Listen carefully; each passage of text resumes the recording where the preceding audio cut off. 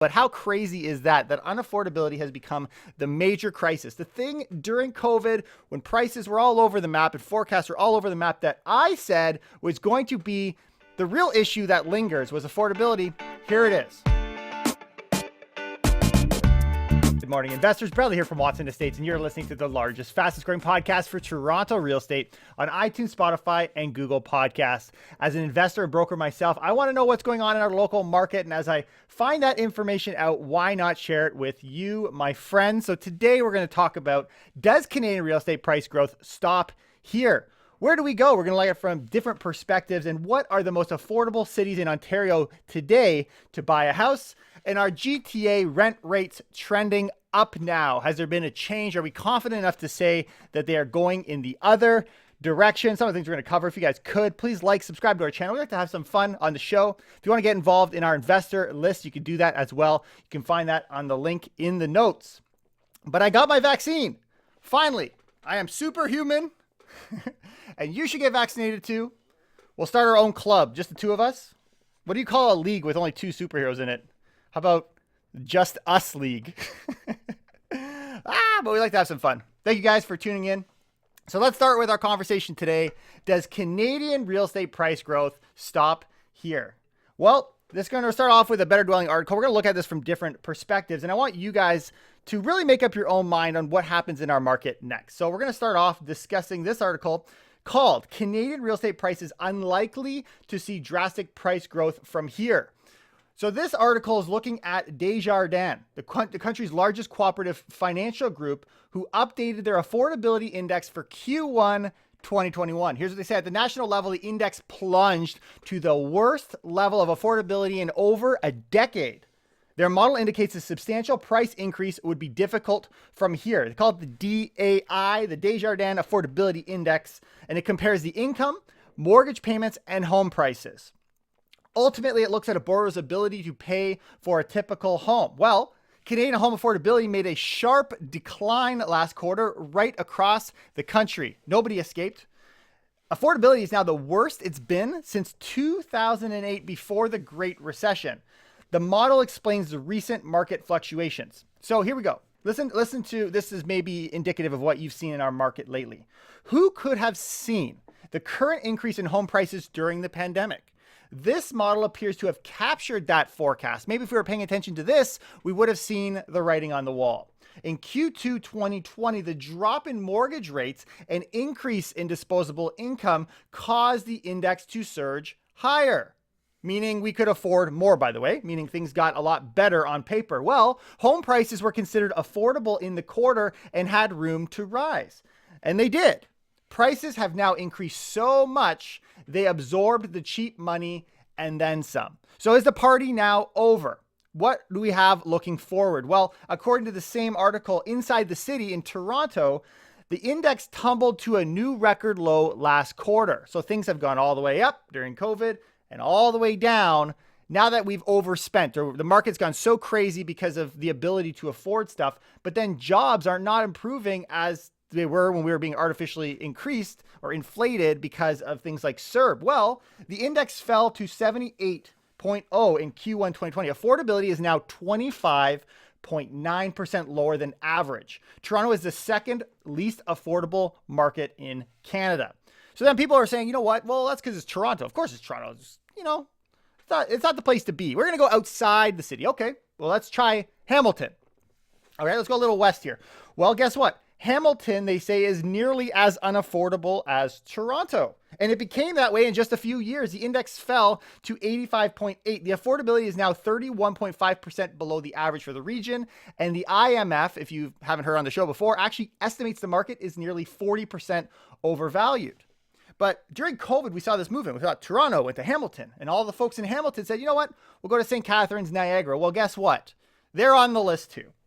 And they're experiencing an unprecedented lack of affordability. The index reached 81.6 in Q1 2020, and the affordability is now 38.6% lower than the long-term average. By this measure, the region is less affordable than Toronto last quarter.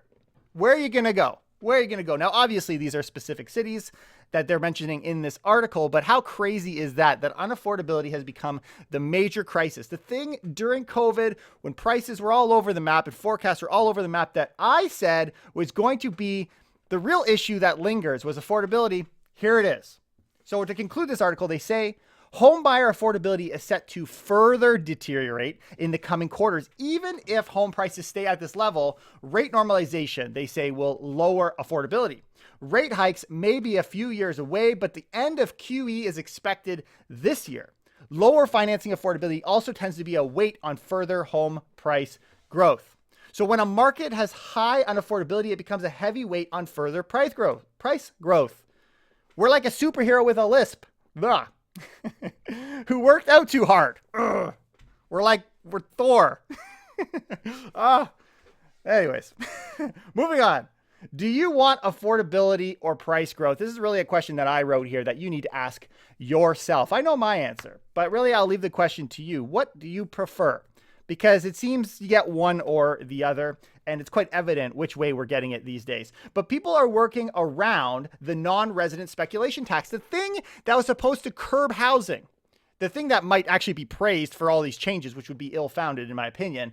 But guess what? I saw a Twitter post from John Pasalis saying this. Foreign couple buy a $3 million home in their daughter's name to, quote, avoid the non-resident speculation tax. The problem is foreign money, not foreign people. What's funny is the article he commented on was actually called Commission Claim Dismissed, Buyer Representation Agreement, So it wasn't even about this non-resident tax, but it's funny how just in passing, we're talking about, you know what, I wanted to buy it, but I'm going to buy it in my daughter's name because I'm a non-resident. How quick we're able to overcome some of these speculative taxes. And I mean, yes, let's say we're going to make it so if it's vacant, then it actually matters across the country. Well, I'm sure there'll be loopholes in there too. All that to say, the government hasn't done much to stop foreign dollars, leading to huge affordability issues in our great city. And let's see how it's playing out in Toronto today. A CTV article, CTV News. If you bought a home in Scarborough just before the start of the COVID pandemic, you might be looking at a 25% increase in value. This comes from a Toronto-based real estate brokerage called Properly. The results show the value of properties purchased in Scarborough, Etobicoke, and North York in the 6 months before the onset of the pandemic appreciated the most, while homes in the downtown core appreciated the least. No surprise there. Conversely, the median sold price for a property in downtown Toronto was an increase of about 8% for the area. It's no wonder you have all these outside cities, the areas outside the GTA that are doing quite well. But to me, it's pretty wild that during an exodus, the greatest exodus we've seen in Toronto, as far as I know, right, has appreciated, the market price still appreciated by 8%. Just you wait until John Tory cleans this place up. He's the real hero, fighting grime.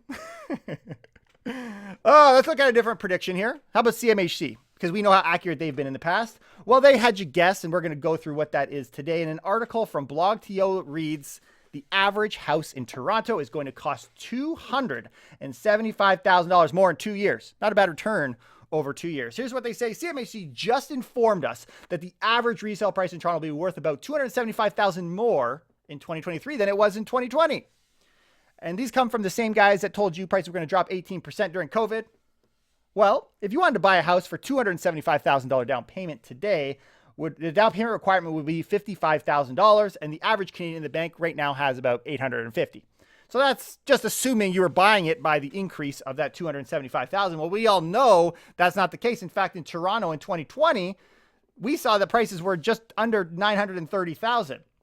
So they're saying by that time, by 2023, it's projected to go up to $2,024,700. And that's the low estimate. On the high end, they're expecting 1.205. Crazy.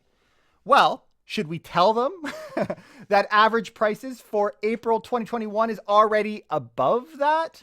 It was just under 1.1 million, by the way. So CMHC is like a superhero with a bad sense of direction.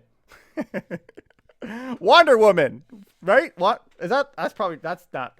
See, I get a lot of flack. No matter what I say, I can't win. So, okay, that's inappropriate. I get it. I got nothing against women. I'm married to one, right? So maybe we'll change it up. We'll say this is a trans woman, right? It's more inclusive. Do X-Men count as superheroes? So I guess the real question is, does that mean we're going to slow down? Because we've already hit those numbers. But I also think it's funny. Not a very brave prediction from CMHC. They're forecasting something that has already happened. But we can see that they don't anticipate any drops from here, which I think is interesting and maybe value. Some people say, well, if they're predicting it's going up, then it must be going down. Whatever your stance on it, according to Dana Senegama, the author of the report, the lower forecast is assuming a prolonged pandemic due to lower vaccine efficacy. Well, obviously, the higher would be based on things moving along quite well. And in other words, prices probably won't come down according to CMHC. Well, she also says that newly built homes will be rising in price alongside these resale figures, whether you're buying new or used. Seems as though we're all going in the same upward, I'm hoping for flat, but at a minimum, upward direction. All right, another bed dwelling article. Canadian real estate is past peak momentum, says Big Six bank economists. So we're getting this message from the bank. In fact, BMO's senior economist, Robert Kavcic, from the articles I've read, it seemed to be the most extreme. Well, here he is being extreme once again and saying that we have reached the peak for market momentum. Various factors are coming to a head that will lighten some pressure on the gas. Here's what they say. The economist has a few reasons to believe things will cool from here. The first, I think, is a fantastic reason, and that is mortgage pre-approvals. Something we haven't really talked about on the show, and I haven't heard mentioned anywhere else. I think it's great. Mortgage pre-approvals have been locked at record lows, are rolling off. Good point. We're starting to see in the fixed market, we're starting to see rates going up. And if you've got that window of 60 to 120 days that they're kind of guaranteeing that low rate, well, we are now reaching a point where those record lows are behind us. So obviously, new pre-approvals would face higher mortgage rates, not sky high, but a little higher is enough to put a damper on things when you're at record lows. That's point number one. Point number two, he also sees people potentially starting to focus on post-pandemic life. I've noticed this with my clients, maybe you have as well, but people are now focusing more on life outside of the home, and it may shift, they say, exuberance from being all in on the house. Maybe we've gotten over the home thing. Maybe we're looking outwards for some excitement, ways to spend that extra disposable income we picked up in 2020. So to wrap it up here on this topic, as we get into some of the areas that are possibly affordable for you, I want to share the weekly stats. Scott Ingram shared with us that your weekly live look-in into 416 active listings, condos are up over 3,000 for the first time since the week of January 19th. So we see a growing number of available condos. As far as listings go, which means more supply, which means hopefully a higher months of inventory, which means maybe we can get a little bit of pressure taken off. And then tracking along regular seasonal patterns, we find that, but higher than recent years. But then we also see a higher jump in 4 weeks for freehold. They say their freeholds are along seasonal lines, but they are actually low. So starting to get some increase in active listings. I like to see that number continue. I'm truly, truly hoping that it does, but we'll see. We'll see. I like to track these things on a weekly basis because if by the time the news comes out at the end of the month, I feel like everybody knows, and where's the insight in that? And then he continues, both markets still have tight months of inventory, close to 1%, which is obviously an extreme seller's market. And that is in fact the case. We see 1.2 months for condos and a freehold 1.1 month. Those things need to go up. They need to go up fast. And the number of 416 active listings with price changes. How interesting is this? Because if you're going to price them low, get multiple offers, it didn't work, I'm going to change the price. That is kind of an indicator that your multiple offer either didn't work or you're pricing them wrong, or maybe people are generally overstating or overthinking what they're going to sell their house for. Well, now we're seeing that number, the number of people doing that maneuver, is increasing. Actually, it's at 15.4% for freehold, 12.7% for condos.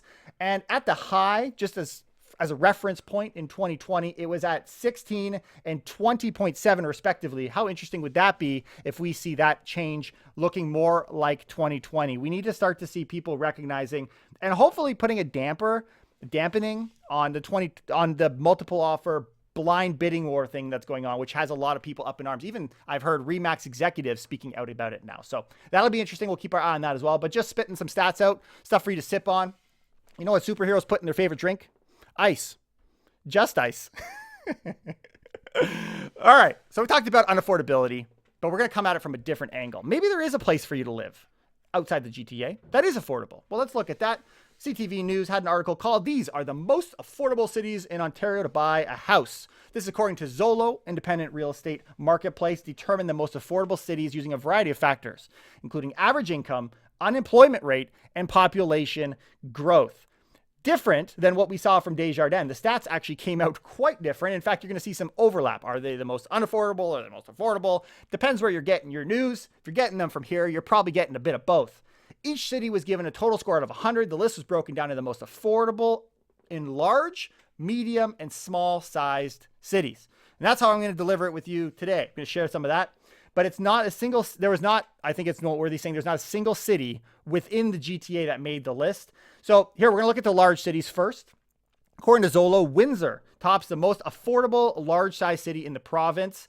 Just to put into perspective from wherever you are today, the average home price in the city is $534 grand, while the median household income is $82 grand. So that puts it at an income ratio at 6.45. That number, by the way, means it'll take 6.45 years for you to pay off your home, assuming you use all of the money you get from your earnings put directly into the home, which obviously isn't practical, but it's a good way of forming measurements. And that's how they did it. We found Windsor, then London, Barrie, Canada, Guelph, Hamilton, St. Catharines, Waterloo, Kingston, and Kitchener are the most affordable large cities. Funny how it can be affordable, but yet top the unaffordability list. Anyways. Depends where you're getting your information, I suppose. When we look at medium-sized cities, we see Sarnia at the top spot. The home price to income ratio is 3.91. Back to what we said. Takes you just under 4 years to pay that off. Behind Sarnia, we see Thunder Bay. We see Sudbury, Stony Creek, Sault Ste. Marie, Cornwall, Chatham, Leamington, North Bay, and Orangeville. Which brings me to the small cities. Maybe you're outskirt, maybe you're tuning in a little bit further out. The number one small city in Ontario is Deep River, located 200 kilometers northwest of Ottawa, with an average income of 100 grand and an average house price of 217, making the home price index ratio 2.16. Wouldn't mind paying off my mortgage in 2 years, though I wouldn't with interest rates as low as they are. But behind Deep River, we see Rainy River, we see it's funny, all these rivers. Smooth Rock Falls, probably upstream. Englehart, Marathon, Clinton, Blind River, Timmins, Pembroke, and Valley East. Some fun things. And they add a little disclaimer, a little warning for you at the end of this article, which I think is worth noting before you make the move to more affordable locations. These are some things that you should think about. So they had this conversation, CTV News Toronto, with an employment lawyer who warned that while employees are loving the flexibility of working from home, they can be fired if they refuse to return to work when the pandemic is over. Just because you've worked from home for 12 months doesn't mean you've reached retirement, folks. You do need to go back to the office. Retirement isn't that glamorous anyways, don't worry. We used to call my granddad Spider-Man. Not because he shot webs, because he had trouble getting out of the bath. Having some fun over here today. All right, our next topic. Let's discuss affordability measures in countries that are not inflating around the world. I saw a Wall Street Journal article, which I thought was a good point to put in here on this conversation of having decent affordability. Maybe we could talk about some solutions to bring affordability back within some kind of reality in the GTA. Well, the article is called "The Global House Price Boom Could Haunt the Recovery for COVID-19. At the bottom of that article, the good stuff, they point out a couple examples of countries that haven't struggled with affordability that we haven't mentioned on the show yet. I thought I'd share with you today. Here's what they say. There have been a small number of successes in controlling and preventing house price booms to note. They bear much closer examination for policymakers in the rest of the world. The two examples they give here is one, Japan. The country's lack of zoning restrictions and rent control are regularly credited with the country's flat home prices, particularly in Tokyo, where the total population is still increasing. Let me get this straight. So less regulation actually means less ridiculous price growth? In this case, yes. Singapore's flurry of efforts to cool house prices between 2009 and 2013 seemed to help some of the house price growth that most of the world has been experiencing. Well, maybe not as much in Singapore. Here's what they've done. The measures include higher taxes on home flipping, higher deposit requirements for second-time buyers, longer residential loan terms, and caps on the amount of borrowers' income that could be spent on home loan repayments. So wait, let me get this straight. So in Singapore, the more regulation, the less price growth we experience. Funny how life works, huh, folks? Take I guess pick which ones you like. Pick which ones you like. One of the other things to say about Singapore is the lion's share of housing is publicly developed for Singaporeans to purchase. The home ownership rates are among the highest in the world. Maybe some of these other countries are doing things right, or maybe we should just start protecting what is Canadian first. That is according to Mike Moffat. He's an economist. He had this Twitter post that said, I'm going to keep yelling this from the rooftop. This is a crisis. We can't keep upping our population growth targets without building more homes in our cities. We're shutting an entire generation out of owning a home near where they work. That's what he says. Dude's out here scared of making money because he feels bad for the next generation. I thought the only weakness Superman had on the internet was cryptocurrency. Apparently not. All right, we're going to move into our hot topics. If you haven't already, please subscribe, hit the bell for notifications, and hit the like button if you agree immigration is going to shake things up for us as we round into 2022. But we're going to start off on our first hot topic, a Better Dwelling article that reads, Canadian incomes are plummeting from last year's peak. Desjardins. Funny, Desjardins has other stats for us, talking specifically about income. Here's what they say. Canadians hoping higher incomes will boost home prices are in for a disappointment. In Q2 2020, the average household income soared, raising home price expectations. An analysis from Desjardins shows the average after-tax household is much lower in Q1 2021. Wait, let me get this straight. So we're not getting free money from the government. We're making less money? Yes, apparently. In just 1 year, income soared, fell, and are now basically where they were a year ago. Funny how that works. When we look specifically in Toronto, the average after-tax household income fell to $102,000 per year in Q1 2021, which is down 0.14% from the previous quarter, and incomes are virtually flat from last year, just 0.06% off, a dollar shy of $60. It looks just like it did pre-pandemic, which is interesting when you pair that up with the massive growth we experienced over the last year because of drops in things like interest rates. And here we are still with the same income. Is it any wonder that we have affordability challenges in Toronto? Our next topic, Move Smartly had an article called Disappointing Canada Employment Data Portends Less Inflation, a Lower Mortgage Rate in brackets. So Move Smartly, according to Move Smartly, and I know my thinking has been interest rates are going to increase faster than expected, but it sounds as though this third wave might be putting a bit of a stop to that. So this is the first article I'm seeing, which is suggesting interest rates could take a little bit longer. So according to the article, last week's disappointing employment data, that is Canada shed 207,000 jobs last month, which was worse than expected, will help to push bond yields a little lower and knock some wind out of the sails of the inflation bulls. Losses were expected to be at the 175,000, according to some forecasts. So this to say, if we're struggling more than expected, then maybe we're going to have a little bit more time between now and rising interest rates. I'm sure the federal government's not complaining about that during their spending this time. But can you blame price growth on low rates? I thought this was a fantastic point to add to the Move Smartly thoughts. Is it really interest rates that have boosted our prices? Here's the thinking. A lot of people blame the Bank of Canada's monetary policy, that is low rates or QE, for a 30% increase in house prices in Canada. But if monetary policy is the main driver, then why are U.S. house prices up only 12% given the Fed has taken similar actions? Interesting. Don't you dare talk bad about the Bank of Canada. They'll inflate you to death. Superman and Tiff McClem, that's the governor of the Bank of Canada, they once agreed to a fight. I don't know if you knew this. And the loser had to wear underwear on the outside of the pants for the rest of their life. The rest is history. Next hot topic, Renx.ca, Toronto residential tower boom shows no sign of slowing. I thought this was a really good opportunity to chat with some of the builders, some of the top sales rep in the building space. Toronto currently has 125 cranes actively working on multi-residential towers in March, according to the RLB Crane Index, which absolutely dwarfs any other North American city. So what are major developers saying then about the city? So I'm going to give you three examples. First is Metropia.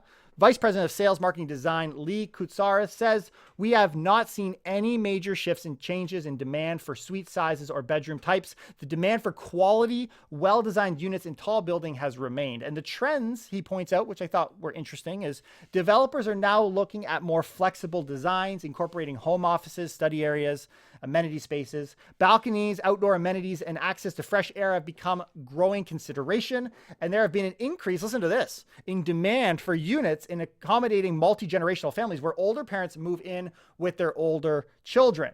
Put that into context with another point that we see, where we see some generations, according to Pinnacle International Sales and Marketing VP Anson Kwok, saying multi-generational purchases include family buying all four corners of a floor on a condo in order to be close to each other without living together. So not only are they moving in together in multi-generational ways, but they're buying properties on the same floor to be close, but not together. Interesting. Slate Asset Management Managing Director of Development Brandon Donnelly said, cities are incredibly resilient and tall buildings form part of that. Cities have always bounced back, and the reality is that we are incredibly social beings. We also recognize that we are more productive and more innovative when we cluster together. So for those of you who doubt the city, the developers don't. In fact, as it relates to North America, they definitely don't when it comes to Toronto. We're all experiencing living costs. This brings me to my next point. Living cost increases around us. They're surging. Even Batman didn't pay his electric bill last month. That was a dark night. But nobody is feeling it more than home builders. Nobody. According to Better Dwelling, they give us some of the stats can published. Cost index surged higher in Q1 2021. Canada's 11 city composite index shows residential construction costs are up 11.7%, just the costs from a year ago, and a whopping 25% higher than they were in 2017. Is it any wonder prices need to go up to keep track of that? CPI only increased, by the way, 7.47 during the same stretch since 2011 or 2017. And they give it to two factors on why that's happening. Number one, lumber. Commodity prices in general are the first. Just lumber alone has begun to add tens of thousands more to cost. It's no longer labor cost that's holding us back from fighting low supply. It's the cost of aluminum foiling our plans. And reason number two they give is interest rates are the other big one, stimulating new home consumption.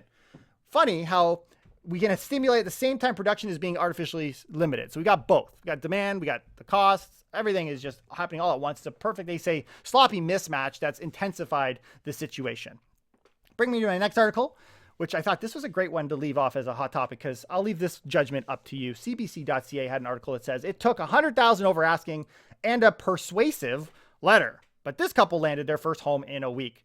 I'm going to sit here and roll my eyes. You tell me what you think. A London, Ontario semi-detached was listed for just under $400,000. And even though they weren't the highest bid at $506,000, the couple is convinced they secured the deal last month thanks to a persuasive letter. So it wasn't the $100,000 that saved the house for them. It was the letter. The letter. Malek, one of the buyers, is now hoping she can help others secure a home purchase by assisting in writing offer letters. She plans to start doing a few for free to begin, but eventually hopes to attach a fee for the service. Let's make a business out of it. So there you go. Start a small business writing persuasive letters to sellers. Trust me, if you ask me, seller ain't going to take $10,000 less because you got a well-crafted letter. Which brings me to my last and final topic. Here we go. Are GTA rent rates trending up now?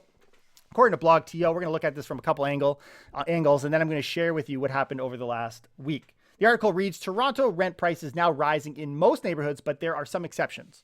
Here's what it says. Toronto's rental market is finally starting to bounce back, it seems, after more than a year of unprecedented shrinkage that saw average prices reach their lowest point in 3.5 years. Newly published market data in April shows that Toronto rents actually went up month over month for the second consecutive time in 2021. No duh. We've been tracking it for the last 2 months, bro. And can I just say, can I take a minute to say the double standard in the media gets me every single time. When Thor throws a hammer, he's a hero. When I do it, I'm out of control and I get banned from Home Depot. But previous to March, rent prices have been falling for a consecutive 15 months. That's what most of the media had been reporting to date. This is significant in that April's numbers signal an uptick in demand among tenants and potentially the beginning of a slow return to pre-pandemic average prices. Just you wait until immigration picks up. Toronto's average one-bedroom asking price is at $1,800, just over that, making it a decrease of 14.7 over the last year, but monthly an uptick of 0.3. So a very minor uptick. On the two-bedroom, we see a little bit more. We see that it's down from 10% from last year, but up over the last month, 1.5%. So is this, the question, considered a trend? If you ask me, yeah. But if you ask the article, the answer, they say, Analysts need to see more data before they can say that rents are rebounding on the whole. Quote, even with the prolonged pandemic, there appears to be incremental rental demand, but it will take a few months before we declare it a trend and not a statistical anomaly based on changing compositions of listings. It's a trend. CMHC thinks so. They're sticking their neck on the line. Here's what they suggest in their predictions. The agency predicts rental demand will rebound as immigration recovers, but vacancy rates will likely remain elevated. That's their suggestion. And this week, when we look counter to what I'm thinking as it being a trend, we actually do see a significant bounce in rental inventory right now. And we're going to keep an eye on that. It was 576 units, according to Zealand on Twitter, compared to last week increase in listings. Is this a blip, or is this going to change the trend from down to back up to down? We'll keep an eye on that and let you know if it's a trend as prices begin rising. But I'm going to leave it here. Thank you again for watching. As long as we're in lockdown, there's nothing more enjoyable, at least to me, than watching the market, hopefully for you as well. Please like, subscribe if you've got your vaccine. Show some support and love to the channel.